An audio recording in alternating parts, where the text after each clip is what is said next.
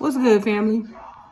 So, I want to do a video today to just kind of, talk a little bit about my story. And, you never know how your story could help someone else. But, I have this daughter. I have a daughter with an older white guy. And, you know, she's not allowed to see her dad. I don't want him to be a part of her life because, there's certain things, and, I'm not racist when I say this. So, if I got anybody of a different race watching me, don't get in your feelings about what Ash is about to say, because it ain't got nothing to do with you, and I don't see color. You know what I'm saying? I see spirits. But,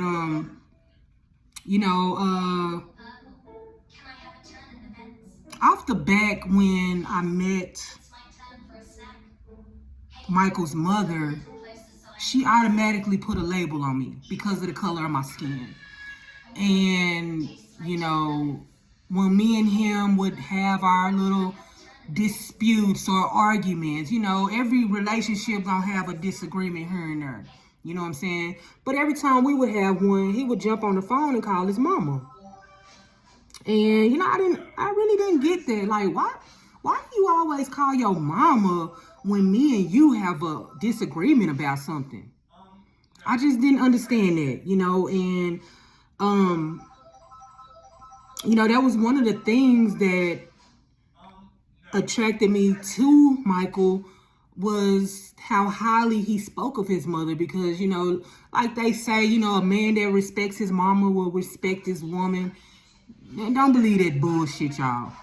That's bullshit. Because, what I didn't know at the time was Michael was fucking his mother. He was having sex with his mother. It was a relationship that they had and had been having way before I came along, but I didn't know nothing about it. So it came a time to where, I had gotten pregnant by him, and, he wanted to keep it a secret, and I didn't understand why. But now I understand why. Every time that he would go running back to his mama when we get into it, she was doing dirty stuff towards me, and I never knew it. I didn't know that she used to be a supervisor at a financial control service. She, for years, this lady, her name is Nelta Spillier, but her name as the financial control services supervisor was Sue Brown. Like, they have to have a alias because, when they reach out to these people to collect money or whatever they doing, some people don't take it so well. Some people want to go back and find your ass and kill your ass for doing X, Y, and Z on their credit report or whatever. You know what I'm saying? So this woman knew all about whatever I had going on financial wise. She knew if somebody died and left me something in the will, she had a way to figure this shit out. She knew all about my Sesticate trust, all that shit. She knew that I was a trust fund baby. Unbeknownst to me. Because I didn't even fucking know. But I found out. But, his mother, she played a big role in me and Michael's departure. She played a big role in our relationship. Like, it's like I wasn't only fucking him, I was fucking the mama too, because he telling her everything. You know what I'm saying? And then I didn't know that, he got down with the little old hidden camera shit. So she was watching us have sex, at times. Like, they got a sick, twisted relationship. Anyway, bottom line is, I don't allow him to even be a part of her life. Like, we closed him out. We closed him out of our lives when he did what he did to my daughter. And then, he went to the people trying to make me out to be the bad guy when it was really his nasty finger ass. Like, It takes a sick ass man to touch a child. It takes a, excuse me, it takes a sick person to touch a child. Let's put it like that. And you know, sometimes it be the closest ones to us, y'all. Like, never in a million years would I have thought that I would get with somebody that would do something as diabolical as he did to our daughter. He was choking her out, you know, fondling around with her. Like, anybody that do something to a child, they deserve the death penalty. But I don't understand why he never went to jail for the shit that he did, or why is he not going to jail? Like, I mean, what was his punishment? If they know that he's guilty of messing with this child, what was the punishment? Because had I done something like that, oh, they would have fucking put an express note on my ass to that penitentiary. You better fucking believe it. But the world that we live in now, it's either black or white. You know, if you white and you too black, your ass is on that black side. They gonna count you out too. You know, and that's something I never understand. But it's coming a time to where these motherfuckers is finna pay for what they've been doing. You know, it's people that's been getting away with murder for too damn long. Too long. I don't really know what was said, how it was said, what button was pushed, but I know his mama got a whole lot to do with this shit. You know, I can recall one time I was going to get Skylar's birth certificate because, hey, she was 4 when I got home, so I know it's gonna be time I'm gonna have to put in school and all this her. And do you know that man got on that phone? Because I was using his car. I didn't have a car. Still don't have one. But he got on that phone and called his mama and said, hey, Ashley's getting ready to go and get Skylar a birth certificate. Like, why the fuck is she got to know every move of what goes on in our household? Who is she? But that's why. Because it was like, not only was it his mother, but he fucking her too. So, man, that's some twisted ass shit. And hats off to motherfuckers that's going through dumb shit like that, man. Because I ain't the only one. There's some sick, twisted minded motherfuckers out here. You know, but back on subject, so he done laced his mama that I'm finna go, get the little birth certificate. Man, tell me why. Now, I already knew I'm already being gang stalked. I already knew this. But no sooner that I left out the house and turned off our street and got on that motherfucking freeway, man, and I went to a little where you get your tags and shit. I went to that little courthouse where you get your tags, and they got the immunizations for the kids, and they got where you can get your little birth certificate right there on Miller Avenue in Fort Worth. So no soon as I got there, man, the traffic was crazy. Like, it was just bananas.